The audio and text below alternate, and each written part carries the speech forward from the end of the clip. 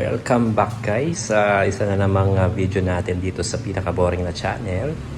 So bago lahat, belated happy holidays sa lahat.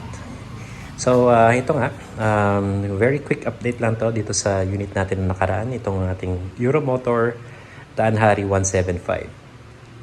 So ayun na nga, hindi ko na masyadong ginawa ito kasi mostly yun na yung inatupag natin, yung isang unit na yun, and para na yan sa isa pang video sa masusunod. For now, ito lang kasi ito lang kasi yung unit natin nung nakaraan. Ang nangyari kasi dito is inayos ko lang siya ng konti, and ayun nga, natipuhan siya nung kaibigan ko. So, ang sabi niya is, huwag ko na siya pakialaman. Huwag ko nang ayusin to. Siya nang bahala gumawa ng mga, kung meron pang mga issues to, siya nang bahala. So, syempre, since siya na magtutuloy, mangyayari is, mas mababa yung presyo nito kumpara mo pag natapos lahat yung mga problema sa motor. Ayun. Kaya nga, nakapark na lang muna to dito, and sabi niya is kukunin niya to this month. So ito considered sold na to sa kanya. Antayin lang natin na pick upin niya dito.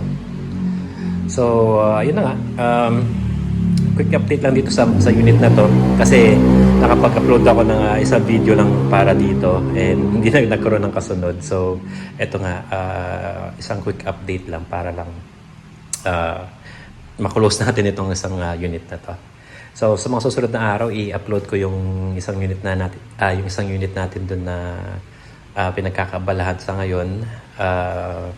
Ayun na nga, once okay na yon, or once na may time tayo, i-video ko na yon, and then makapag-start tayo doon ulit. So maraming salamat mga boss, and sana po itong 2026 still supportahan nyo po ako. Maliit lang tayo na channel, and humihingi sana ako ng suporta by simply subscribing muna for now, okay? Para makapag-monetize tayo. So maraming salamat mga boss. Thank you for watching, and God bless po sa lahat. Bye bye.